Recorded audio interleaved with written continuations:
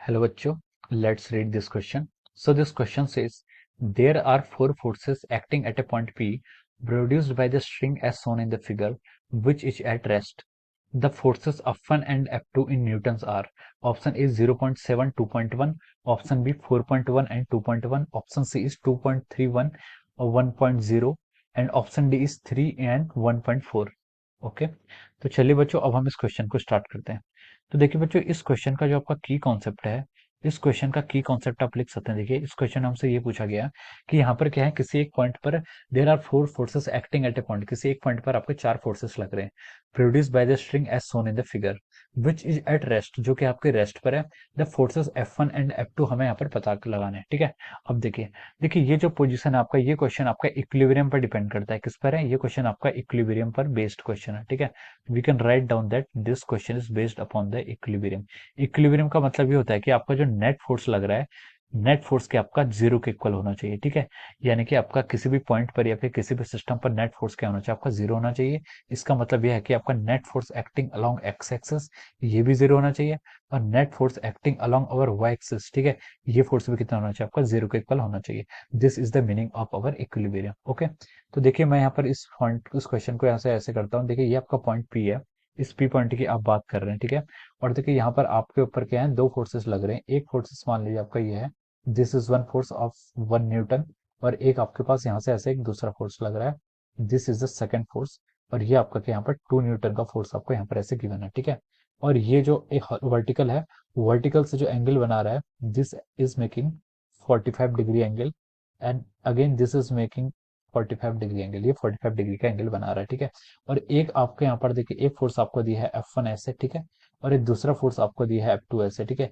ये दोनों फोर्स के यहाँ पे 90 डिग्री पर है। ठीक है, this F1 and F2 are perpendicular to each other. ठीक है, ये आपका देखो सिनेरियो यहाँ पर है। ठीक है, अब आपसे क्या बोला, पूछा गया उसने, सिस्टम रेस्ट पर रहता है, the force F1 and F2 shown in this figure. ठीक है, हम यहाँ पर F1 और F2 की आपको यहाँ पर वैल्यूज बतानी है। ठीक है, अब देखिए इस क्वेश्चन को करने से पहले हम क्या कर लेते हैं, पहले यहाँ पर एक्सिस चूज कर लेते हैं। ठीक है, फर्स्ट हम क्या कर लेते हैं, मान लीजिए आपका एक्स एक्सिस है and this axis is our Y axis. ठीक है, तो हम यहाँ पर एक्सिस चूज कर लेते हैं, और उसके अकॉर्डिंग हम क्या करते हैं, फोर्सेस को एक्सिस के अलोंग इंक्लाइन करते हैं, और वहां पर क्या करते हैं, उनका रिजल्टेंट यहाँ पर हम उसका फाइंड आउट करते हैं। ठीक है, अब देखिए पहले हम क्या करते हैं, देखिए हम यहाँ पर एक्स एक्सिस के अलोंग देख लेते हैं। ठीक है, let me right here along x axis. ठीक है, एक्स एक्सिस के अलोंग आपके कितने फोर्सेस लग रहे हैं, पहले हम यहाँ पर ये फाइंड आउट कर लेते हैं। अब देखिए एक्स एक्सिस के अलोंग क्या क्या फोर्स लग रहे हैं आपके, देखिए एक आपको 1 न्यूटन का जो फोर्स है। ठीक है, सबसे पहले तो F1 आपका एक्स एक्सिस के अलोंग जा रहा है, तो F1 हमारे क्या हो जाएगा, पॉजिटिव। ठीक है, पॉजिटिव एक्स एक्सिस के अलोंग है, तो मैंने उसका पॉजिटिव ले लिया। ठीक है,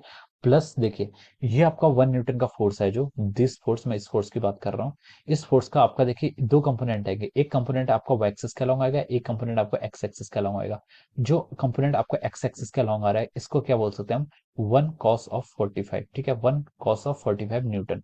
ये आपका क्या हो जाएगा, सॉरी ये आपका वाई एक्सिस के अलोंग बताना है ना, एक्स एक्सिस के अलोंग, तो ये आपका साइन पे आएगा। ठीक है, साइन पे क्यों आएगा मैं अभी आपको बताता हूँ हमें, ठीक है, क्यों हो रहा है ऐसा। ठीक है, देखिए ये आपका क्या है, देखिए हाँ, ये आपका जो कंपोनेंट है, जो आपका यहाँ से परपेंडिकुलर है, हाइपोटेनस के सामने जो परपेंडिकुलर कंपोनेंट आता है, ये कंपोनेंट क्या हो जाएगा आपका 1 sin of 45 डिग्री। और जो आपका ये कंपोनेंट होगा इसका, ठीक है, 1 न्यूटन के वेक्टर का जो ये वाला कंपोनेंट है, मैं इस कंपोनेंट को क्या बोल सकता हूँ, यहाँ से देखिए ये 1 sin 45 था, तो ये कितना हो जाएगा आपका 1 cos 45। ठीक है, मैंने इसको लिख लिया 1 into cos of 45 डिग्री। ठीक है, ये आपका ये वाला कंपोनेंट हो जाएगा। ठीक है, अब देखिए अब आपका 2 न्यूटन पर आ रहा हूँ मैं। ठीक है, 2 न्यूटन के लिए मैं यहाँ पर आपकी 2 न्यूटन के लिए मैं यहाँ पर आपका डार्क रेड यूज कर रहा हूँ। ठीक है, ये ठीक है, अब देखिए ये 2 न्यूटन है। अब 2 न्यूटन के भी हम दो कंपोनेंट देखेंगे। ठीक है, एक कंपोनेंट आपका ये वाला होगा, ठीक है, ये आपका वर्टिकल कंपोनेंट होगा, इसको क्या बोल सकते हैं, देखिए 290 मतलब सॉरी 2 न्यूटन sin of 45। ठीक है, इसका साइन 45 हो जाएगा, तो इसका हम बोल सकते हैं 2 sin of 45। ठीक है, 2 sin of 45 ये वाला कंपोनेंट हो जाएगा। और जो आपका बेस वाला कंपोनेंट आ रहा है, ठीक है, और आपका जो आपका यहाँ पर बेस वाला कंपोनेंट आ रहा है, इसको हम लिख सकते हैं 2 cos 45। ठीक है, यानी कि ये वाला कंपोनेंट क्या हो जाएगा आपका यहाँ से 2 cos 45। ठीक है, ये कितना हो जाएगा आपका 2 cos 45 हो जाएगा। ओके, ये आपने क्या कर दिया, देखिए 1 न्यूटन का अपने सारे कंपोनेंट यहाँ पर डिफाइन कर दिए हैं। ठीक है, अब हम इस क्वेश्चन को आगे प्रोसीड करते हैं। अब देखिए एक्स एक्सिस के अलावा कौन कौन सा लग रहा है, एक तो आपका F1 फोर्स जो आपको पहले ऑलरेडी इस डायरेक्शन में ये लग रहा है। दूसरा देखिए आपका ये 1 न्यूटन वाला जो ये है ये फोर्स है, इसका एक्स एक्सिस के अलावा कौन सा कंपोनेंट आ रहा है, 1 cos 45 नहीं 1 sin 45 आएगा। कितना आएगा देखिए 1 sin 45, तो हम लिख सकते हैं इसको 1 Newton into sine of over 45 degree, ठीक है। प्लस और कौन सा कंपोनेंट आ रहा है देखिए इस एक्सिस के अलावा आपका देखिए एक 2 न्यूटन का भी कंपोनेंट आ रहा है। कौन सा कंपोनेंट आ रहा है, 2 sin 45 आ रहा है। कौन सा कंपोनेंट आ रहा है, 2 sin 45, लेकिन इसकी डायरेक्शन क्या नेगेटिव है, तो मैं इसको लिख सकता हूँ -2 sin 45 is coming out to be equal to zero. ये क्या आपका जीरो के इक्वल होगा, जीरो के इक्वल होगा, ठीक है। क्योंकि यहाँ पर नेट फोर्स क्या हो रहा है, ये सिस्टम क्या है, इक्विलिब्रियम पर है, रेस्ट पर है, तो ये आपका क्या हो जाएगा, नेट हो जाएगा। ओके, अब देखिए इसको सॉल्व करके आप लिख सकते हैं F1 प्लस साइन 45 की वैल्यू आपकी होती है 1/√2 -2 इंटू साइन 45 की अगेन वैल्यू कितनी होती है आपकी 1/√2। इसको अगर आप सॉल्व करेंगे तो आएगा आपका F1 इज इक्वल टू 1/√2 हो जाएगा, ठीक है। F1 की वैल्यू कितनी आएगी 1/√2, ठीक है। देखिए F1 is equal to 1/√2 minus 2/√2 से कितना हो जाएगा आपका 1/√2 हो जाएगा, ठीक है। ये आपके F1 की वैल्यू होगी इतना न्यूटन, ठीक है। इसको अगर हम और देखिए हमें यहाँ पर न्यूमेरिकल्स वैल्यू बतानी है तो हम लिख सकते हैं F1 को क्या लिख सकते हैं देखिए 1/√2।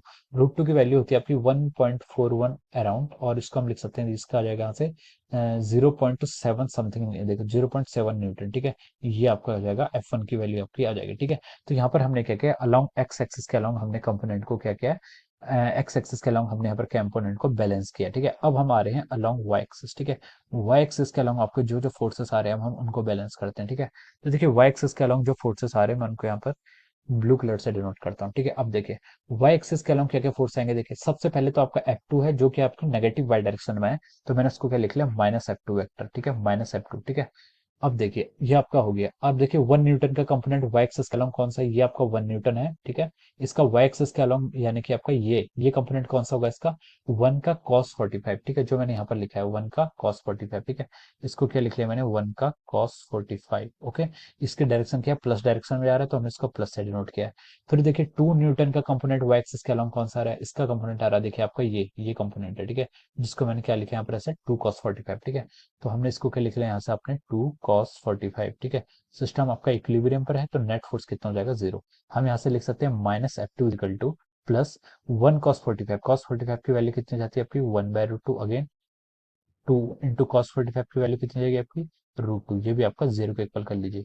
इसको आप यहाँ से सॉल्व करेंगे तो देखिए 1/√2 प्लस 2/√2 इसको ऐड करेंगे तो कितना जाएगा आपका 3/√2, और F2 को आप क्या राइट साइड लेंगे तो F2 की वैल्यू कितनी आएगी आपके यहाँ से 3/√2, ठीक है। F2 की वैल्यू यहाँ से इतनी आ जा रही है। इसको अगर आप फर्दर सॉल्व करेंगे तो देखिए F2 को क्या लिख सकते हैं हम 3 डिवाइड बाय √2, √2 की वैल्यू कितनी होती है आपकी 1.41, ठीक है।